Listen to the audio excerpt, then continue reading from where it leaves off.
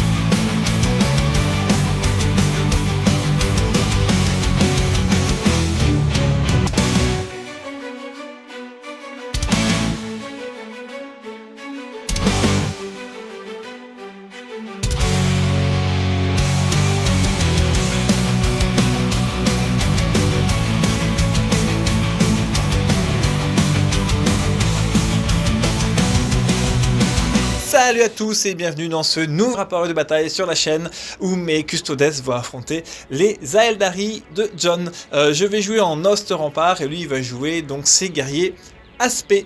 Le scénario pour aujourd'hui donc c'est un supply drop en Smoke and Mirrors et on est parti pour les listes d'armées.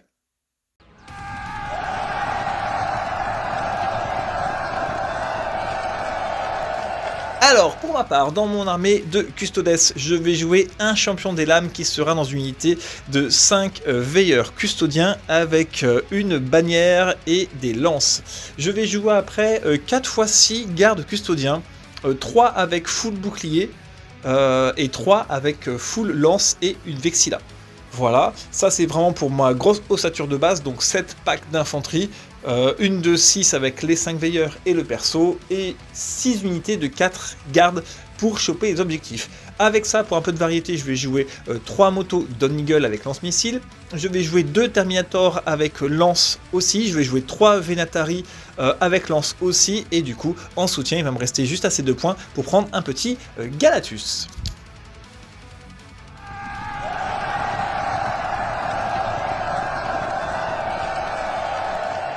Pour l'armée Aeldari, nous allons donc avoir Asurmen, Jenzar et Likis en choix de personnages. En unité ligne, nous allons avoir 11 Storm Guardian et 5 Corsair Void River. Ensuite, nous allons avoir une doublette de Dark Reaper. Nous allons avoir 5 Dire Avenger, une petite doublette de Fire Dragon, une petite doublette de Howling Banshee, et après 2 x 5 Ranger aussi, 3 x 5 Sweeping Hawk et 5 Spider, le tout avec un Falcon avec lance ardente et un petit Wave Serpent avec la lance ardente jumelée. Donc beaucoup d'amour dans nos deux listes et on se retrouve directement sur la table de jeu. Alors, de mon côté, l'objectif numéro 1 sera l'objectif qui restera au 5e tour, alors que le numéro 2 sera celui qui partira au 4e. Donc ce que je vais faire, c'est qu'en fait, je vais mettre une partie de ma force au centre pour pouvoir aller aussi bien sur le 1 que sur l'objectif 3 qui est à gauche. La partie la plus forte de mon armée va être donc sur la droite parce que c'est vraiment l'objectif 1 qu'il faudra capturer à la fin de partie. Donc j'ai mis donc j'ai mis 2 packs de garde et j'ai mis les veilleurs avec le personnage dedans. Et sur ma gauche, j'ai mis mes unités rapides, donc j'ai mis les motards qui vont devoir du coup aller à gauche et pouvoir obliquer sur le centre ou revenir vers la droite du champ de bataille selon comment va évoluer la partie. Et j'ai mis aussi un petit pack de garde sur la gauche, sinon j'ai tout mis donc au centre et sur la droite avec les veilleurs. J'ai mis donc du coup les Venatari en frappe profondeur et aussi les squads de 2 Terminator. Du côté Eldar, il a fait un petit peu pareil, il a mis une grosse partie de sa force en fait au centre, prêt à partir soit sur l'objectif final, soit sur l'objectif du coup numéro 3, selon comment les forces vont se répartir. Donc au centre nous avons donc les Banshees avec Jenzar, nous avons les gardiens, nous avons donc le Asurmen avec le Falcon. Sur la gauche, nous avons le serpent bourré de dragons de feu avec les corsaires qui ont OC2 pour capturer l'objectif numéro 3 et nous avons un pack de voltigeurs derrière. Sur sa droite, nous avons du coup les araignées spectrales qui, avec leur mouvement de 24, pourront facilement revenir dans la partie en étant un petit peu excentrés comme ça, ce qui va m'obliger aussi de devoir m'en occuper. Il y a des Dark Reapers qui sont cachés au niveau des rez-de-chaussée et des Sweeping Hawk, on les voit un petit peu derrière les bâtiments. En attaque de flanc, il a une unité de 5 dragons de feu qui vont essayer de me chasser en fait mon petit véhicule.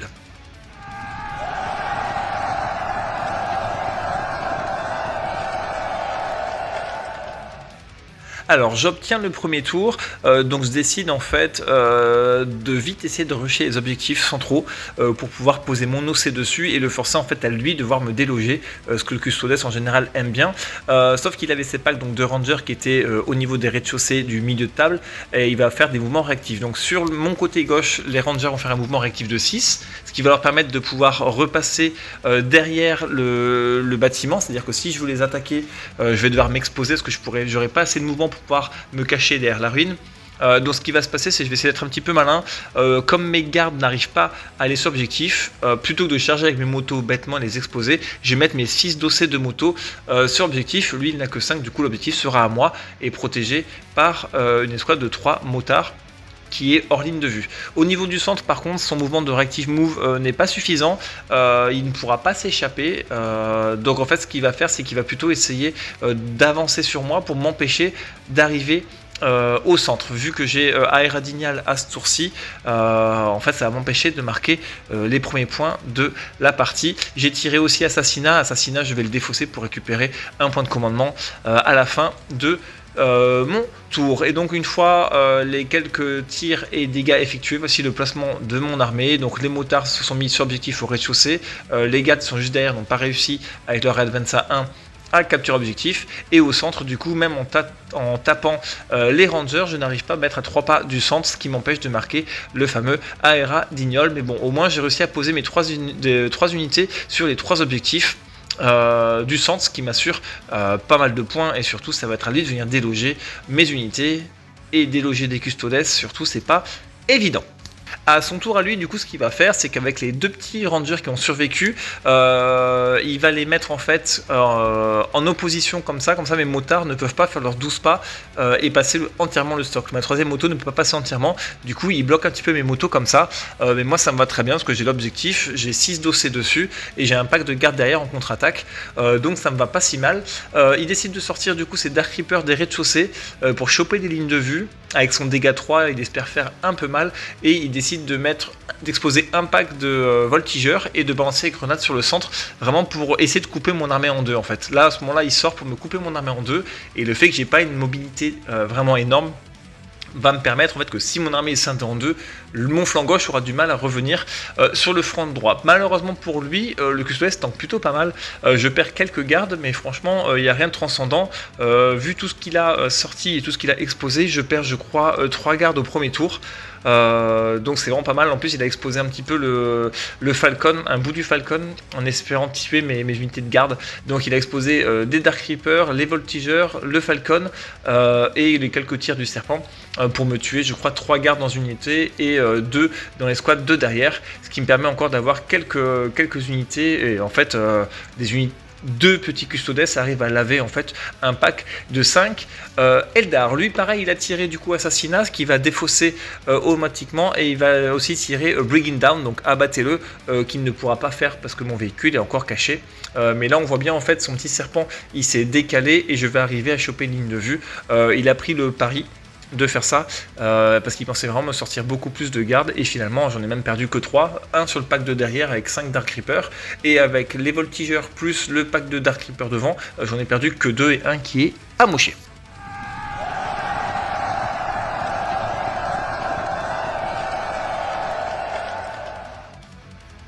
Alors on va attaquer mon second tour, donc là c'est bien, je vais déjà marquer tous les points des objectifs centraux.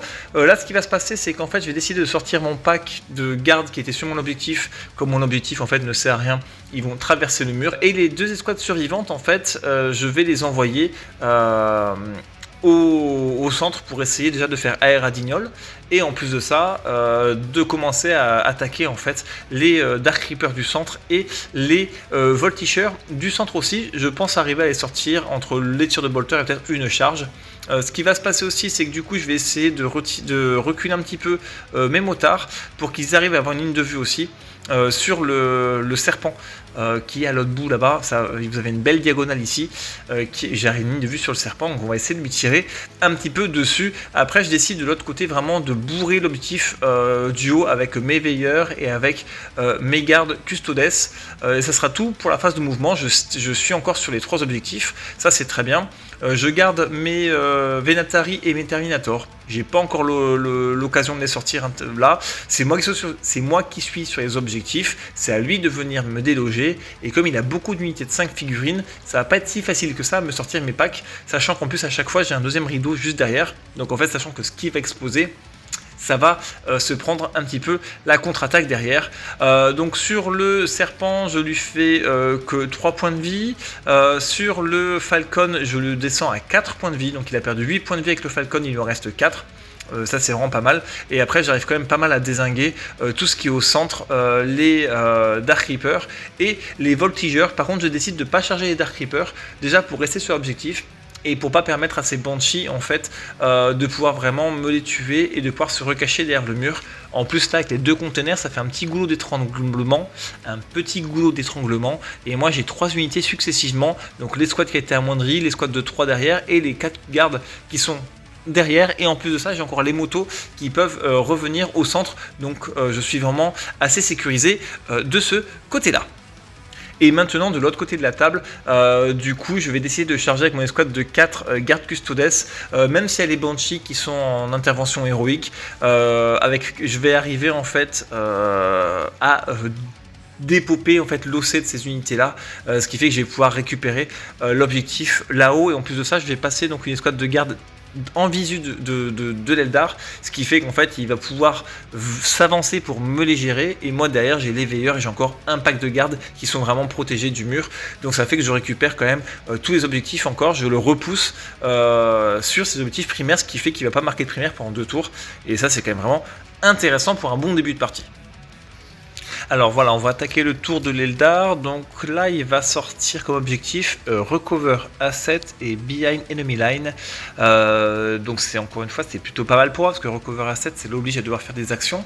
Et qui dit action dit en fait des unités qui vont devoir pas faire de la létalité sur mes unités de custodes, et Behind Enemy Line, donc qui doit en plus propulser des unités de ma zone de déploiement, donc c'est vraiment des objectifs pas terribles parce qu'il doit en fait exposer des ressources pour marquer des points, là où des objectifs d'attrition auraient été bien plus intéressants pour lui. Donc comme prévu, il va sortir les dragons de feu et les aigles chasseurs sur la gauche pour gérer mon pack qui est sur l'objectif. Au centre, il décide du coup de sortir donc Assurmen et les Vengeurs. Il sort un deuxième pack d'Aigle Chasseurs. Mais ce qui est bien pour moi, c'est que là, pour le coup, il décide de me tuer mes premières lignes et de délaisser un petit peu les objectifs. Il ne peut pas en fait s'exposer sur l'objectif sans avoir une grosse contre-attaque. Donc il préfère essayer de me détruire mes unités et de scorer, de rattraper le scoring en fin de partie. Et je pense qu'il fait bien parce qu'en fait s'il décide de vraiment trop commit au milieu de table, moi je peux lui faire une charge généralisée et lui raser quasiment toute son armée d'un seul coup. Donc c'est parti. Donc comme plus ou moins prévu, mon pack de garde sur l'objectif se fait étriper au tir avec les dragons de feu et les aigles chasseurs. Assurmen arrive à détruire quelques petits gardes qui sont au centre de la table, ce qui fait qu'en fait il me détruit mes 3 unités de garde, celle qui était complète qui avait affronté les Banshees sur la gauche et les 2 petites unités qui étaient toutes seules au centre. Et par contre il ne score du coup pas grand chose, ça c'est bien pour moi. Et bien entendu, comme tout joueur à Eldari qui se respecte, il décide de refaire rentrer Assurmen et son escorte dans le Falcon.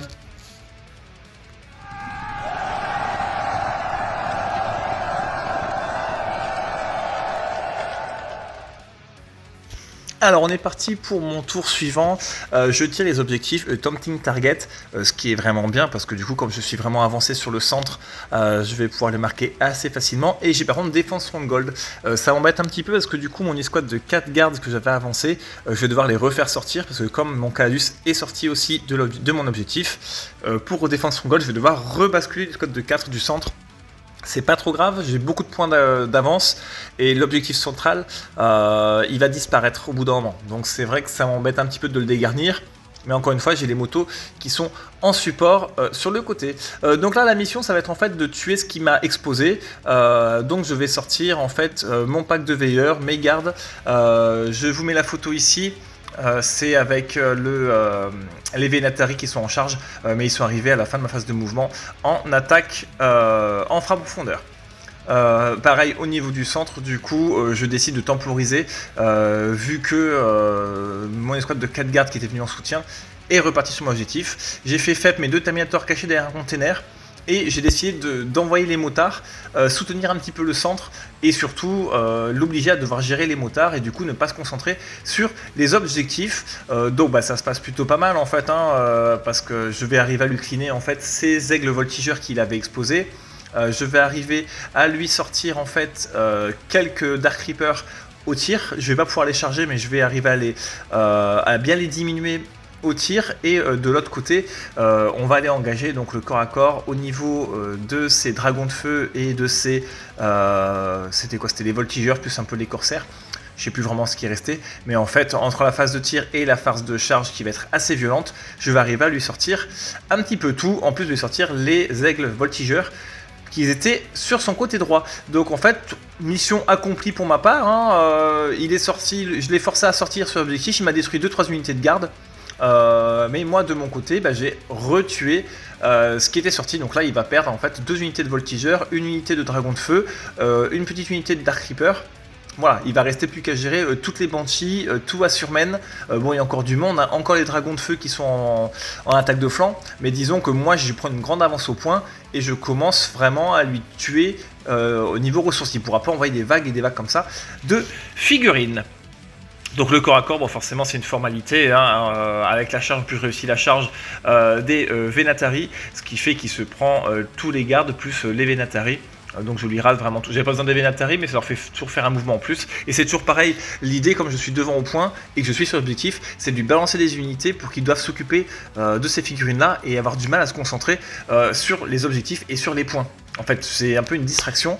Comme ça moi je stocke un max de points d'avance, parce que si la partie se retourne en fin de partie, au moins j'ai quand même une avance assez confortable. Et du coup voilà, à la fin de mon tour, on est comme ça, les motards sont ici. J'ai pas voulu spécialement impacter les araignées spectrales, parce qu'entre l'Ikis et l'Exarch, tout ça, ça découpe pas mal quand même.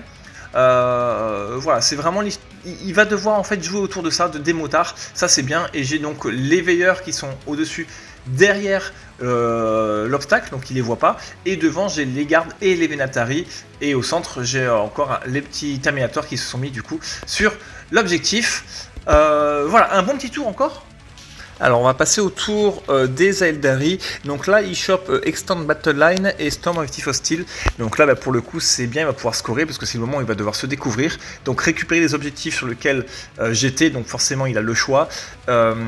Et ça c'est quand même une bonne chose pour lui. Et Extend Battle Line, donc pareil, il faut qu'il récupère en fait la map et les objectifs. Donc là ce qui va se passer c'est qu'il va décider de sortir du coup Jem'Har et les Banshees pour aller attaquer le centre. Parce qu'en fait de l'autre côté avec les intervention héroïque, tout ça, il n'aurait pas vraiment pu y aller, même s'il frappe en premier. Mais j'avais les Vénatari plus le pack de garde avec 16 points de vie avec les boucliers, et derrière j'avais le pack de veilleurs. Donc il se dit vaut mieux qu'il assure en fait les objectifs et de détruire les unités et de garder Jem'Har vivant pour pouvoir rebasculer au tour d'après s'il est encore là, plutôt que de vraiment l'envoyer à la mort en mission kamikaze. Du coup, il va décider plutôt de gérer en fait les motos avec les dragons de feu, avec Assurmen et toute sa backline en fait. Il y a quand même beaucoup de points de vie sur les motards. Mais bon, entre Assurmen qui fait les BM, les dragons de feu, tout ça, ça devrait quand même plutôt bien se passer. Alors que pendant ce temps-là, les araignées spectrales, elles, vont récupérer l'objectif 3. sans faire leur grand mouvement de 24 pas, parce qu'en fait il espère me dézinguer mon pack et pouvoir refaire 24 pas dans les derniers tours pour aller vraiment prendre les 13 points de l'objectif, tout en haut l'objectif donc final. Donc ça se passe plutôt bien pour lui, il arrive à me dézinguer mon centre, il va me rester plus que les 2 Terminators, ils n'étaient pas derrière le container, ils étaient en fait sur l'objectif, voilà, mais voilà, il arrive vraiment à me dézinguer le centre. Au niveau des motards par contre, ça se passe plutôt pas si mal que ça, parce qu'en fait j'arrive à résister avec mes invulnérables sur les coups de fuseur et tout ça. Donc en fait, il sait pas trop quoi faire, il va envoyer à Surmen, toujours parce qu'il a des BM au corps à corps, mais c'est plus un petit peu désespéré pour commencer à me les affaiblir, pour pouvoir les tuer au tour d'après, mais ça se passe pas spécialement bien pour lui, parce qu'en fait il va perdre son Assurmen à la riposte, sans arriver à me tuer définitivement une ou 2 motos, ce qui est plutôt problématique pour lui, alors que de l'autre côté avec les araignées spectrales, là c'est le jackpot, hein, il arrive à me flinguer mon pack de garde entièrement. Donc il pourra au tour d'après faire sa TP de 24 pas, il va falloir que j'arrive à gérer cette menace là. Donc là il engrange pas mal de points parce qu'il réussit à faire Extend Battle Line, il arrive à faire Overwhelming Force, tout ça, mais c'est au niveau des primaires où ça pêche toujours, et c'est surtout que là encore une fois c'est moi qui vais pouvoir en cette fin de partie essayer de l'embêter le plus possible pour l'empêcher de venir sur ses objectifs, parce qu'avec ces araignées spectrales qui bougent à 24 et les Banshees qui peuvent bouger à peu près à une vingtaine de pas stablement et charger, il faut vraiment que je m'occupe de ces unités là.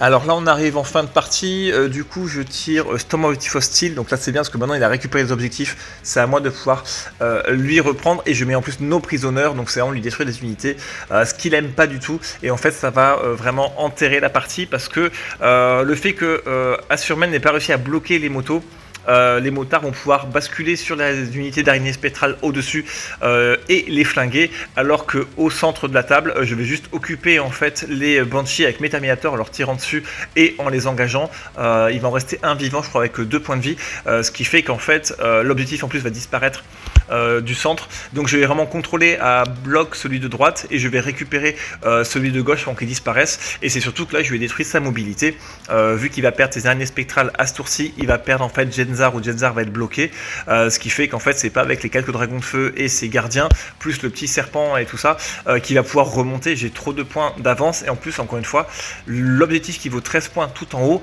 il a je sais pas encore une 30, enfin je sais pas 30, ouais presque 40 points de vie en sauvegarde à 2 plus à sortir. En fin de partie il a pas du tout les ressources.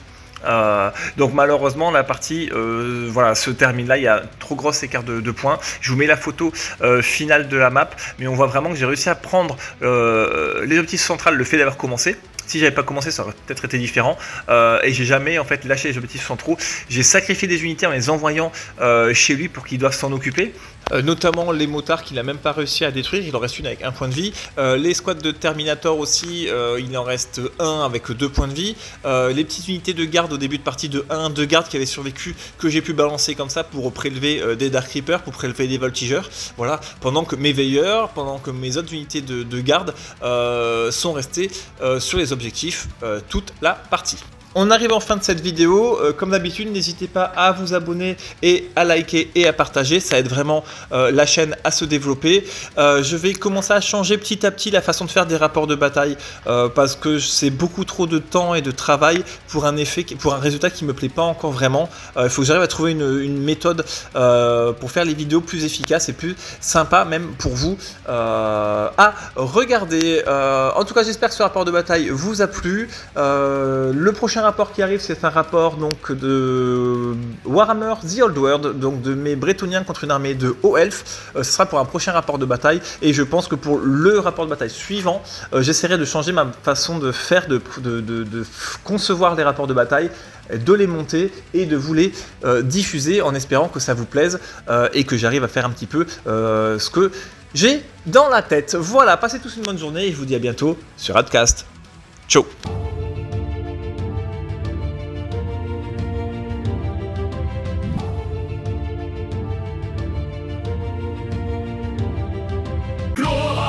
Empereur immortel, seigneur des hommes et du ciel, par son nom la guerre est loi, l'empereur guide notre foi.